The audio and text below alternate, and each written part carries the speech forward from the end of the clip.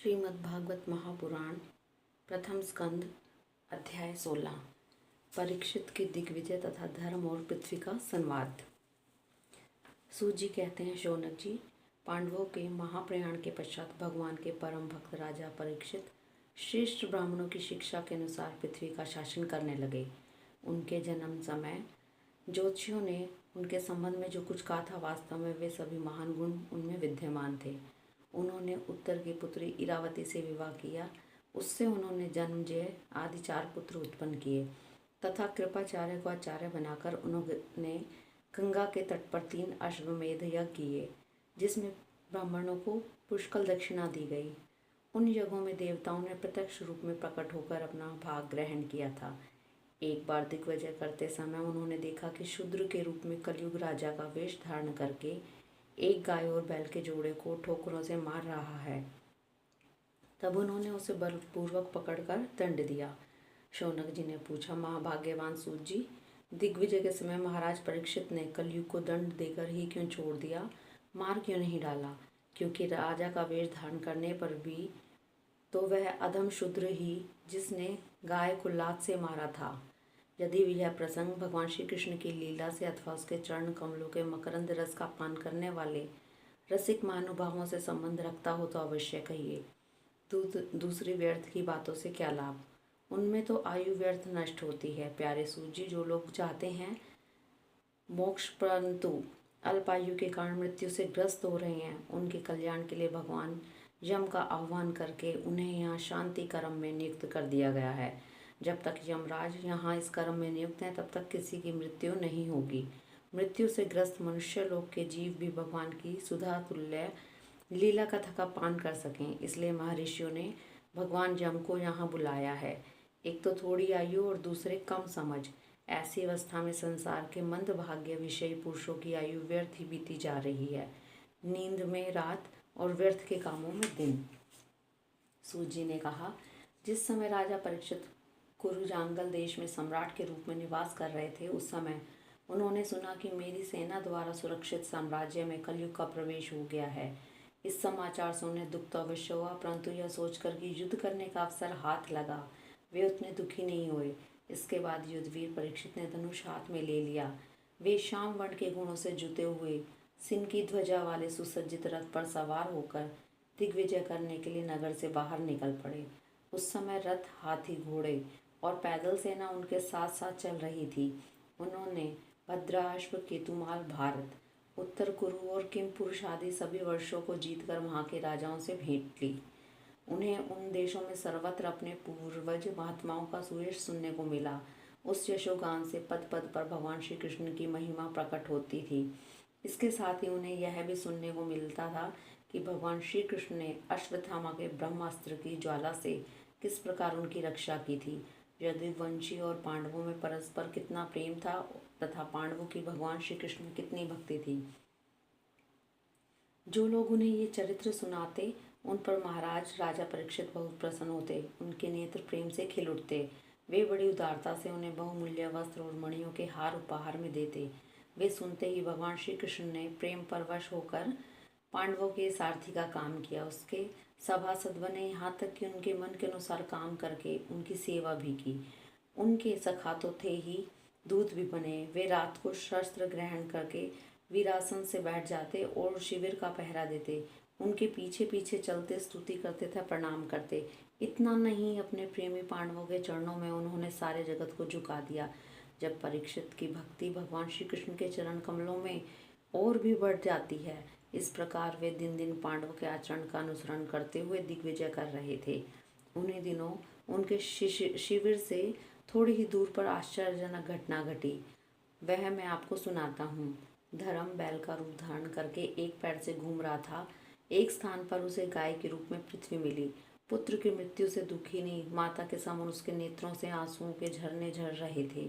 उसका शरीर श्रीहीन हो गया था। धर्म पृथ्वी से पूछने लगा। धर्म ने कहा, कल्याणी, कुशल से तो हो, तुम्हारा मुख कुछ मलिन हो रहा है, तुम श्रीहीन हो रही हो। मालूम होता है तुम्हारे हृदय में कुछ न कुछ अवश्य है। क्या तुम्हारा कोई संबंधी दूर देश में चला गया है जिसके लिए तुम इतनी चिंता कर रही हो? कहीं तुम मेरी तो चिंता नहीं कर रही हो कि अब इसके 3 पैर टूट गए हैं, एक ही पैर रह गया है। संभव है तुम अपने लिए शोक कर रही हो कि अब शूद्र तुम्हारे ऊपर शासन करेंगे। तुम्हें इन देवताओं के लिए भी खेद हो सकता है जिन्हें अब यज्ञों में आहुति नहीं दी जाती, अथवा उस प्रजा के लिए भी जो वर्षा न होने के कारण अकाल एवं दुर्भिक्ष से पीड़ित हो रहा है। देवी, क्या तुम राक्षस सरीखे मनुष्यों के द्वारा सताई हुई आरक्षित स्त्रियों एवं आर्त बालकों के लिए शोक कर रही हो? संभव है विद्या अब कुकर्मी ब्राह्मणों के चंगुल में पड़ गई है और ब्राह्मण विप्रद्रोही राजाओं की सेवा करने लगे हैं और इसी का तुम्हें दुख है। आज के नाम मात्र के राजा तो 16 आने कलयुगी हो गए हैं। उन्होंने बड़े बड़े देशों को भी उजाड़ डाला है। क्या तुम उन राजाओं या देशों के लिए शोक कर रही हो? आज की जनता खान पान, वस्त्र, स्नान और स्त्री सहवास आदि में शास्त्रीय नियमों का पालन न करके स्वेच्छा अनुसार कर रही है। क्या इसके लिए तुम दुखी हो? माँ पृथ्वी, अब समझ में आया हो न हो तुम्हें भगवान श्री कृष्ण की याद आ रही होगी, क्योंकि उन्होंने तुम्हारा भार उतारने के लिए ही अवतार लिया था और ऐसी लीलाएं की थी जो मोक्ष का भी अवलंबन है।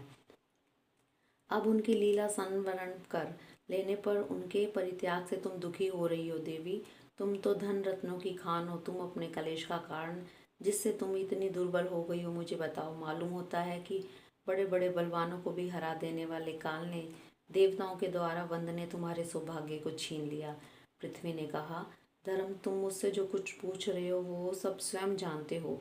जिस भगवान के सारे तुम सारे संसार को सब सुख पहुंचाने वाले अपने चारों चरणों से युक्त थे, जिसमें सत्य, पवित्रता, दया, क्षमा, त्याग, संतोष, सरलता, शम, तप, ताप, समता, तितिक्षा, उपरति, शास्त्र विचार, ज्ञान, वैराग्य, ऐश्वर्य, वीरता, तेज, बल, समृद्धि, स्वतंत्रता, कौशल, कांति, धैर्य, कोमलता, निर्भीकता, विनयशील, साहस, उत्साह, बल, सौभाग्य, गंभीरता, स्थिरता, आस्तिकता, कीर्ति, गौरव और निरअहंकारता, ये 39 अप्राकृतिक गुण तथा महत्वाकांक्षी पुरुषों के द्वारा वांछनीय और भी बहुत से महान गुण उनकी सेवा करने के लिए नित्य निरंतर निवास करते हैं। एक क्षण के लिए भी उनसे अलग नहीं होते। उन्हीं समस्त गुणों के आश्रय सौंदर्य धाम भगवान श्री कृष्ण ने इस समय इस लोक से अपनी लीला संवरण कर ली और यह संसार पाप में कलयुग की कुदृष्टि का शिकार हो गया। यही देखकर मुझे शोक हो रहा है। अपने लिए देवताओं में श्रेष्ठ, तुम्हारे लिए देवता, पितर, ऋषि, साधु और समस्त वर्णों तथा आश्रमों के मनुष्य के लिए भी मैं शोकग्रस्त हो रही हूँ, जिनका कृपा कटाक्ष प्राप्त करने के लिए ब्रह्मा आदि देवता भगवान के शरणागत होकर बहुत दिनों तक तपस्या करते रहे। वहीं लक्ष्मी जी ने अपने निवास स्थान कमल वन का परित्याग करके बड़े प्रेम से जिनके चरण कमलों की सुबह छत्र छाया का सेवन करती हैं, उन्हीं भगवान के कमल, व्रज, अंकुश, ध्वजा आदि चिन्हों से युक्त श्री चरणों से विभूषित होने के कारण मुझे महान वैभव प्राप्त हुआ था और मेरी तीनों लोकों से बढ़कर शोभा हुई थी। परंतु मेरे सौभाग्य का अब अंत हो गया। भगवान ने मुझे अभागिनी को छोड़ दिया। मालूम होता है मुझे अपने सौभाग्य पर गर्व हो गया था, इसलिए उन्होंने मुझे यह दंड दिया है। तुम अपने 3 चरणों से कम हो जाने से मन ही मन कूद रहे थे, अतः अपने पुरुषार्थ से तुम्हें अपने अंदर पुनः सब अंगों से पूर्ण एवं स्वस्थ कर देने के लिए वे अत्यंत रमणीय श्याम सुंदर विग्रह से यदुवंश में प्रकट हुए और मेरे बड़े भारी भार को, जो असुरवंशी राजाओं की सैकड़ों अक्षौहिणी सेनाओं के रूप में था, नष्ट कर डाला, क्योंकि वे परम स्वतंत्र थे, जिन्होंने अपनी प्रेम भरी चितवन, मनोहर मुस्कान और मीठी मीठी बातों से सत्यभामा आदि मधुमयी माननियों के मान के साथ धीरज को भी छीन लिया था और जिनके चरण कमलों के स्पर्श से निरंतर मैं आनंद से पुलकित रहती थी, उन पुरुषोत्तम भगवान श्री कृष्ण का विरह भला कौन सह सकती है। धर्म और पृथ्वी इस प्रकार आपस में बातचीत कर ही रहे थे कि उसी समय राजश्री परीक्षित पूर्ववाहिनी सरस्वती के तट पर आ पहुँचे। हरिओम तत्सत।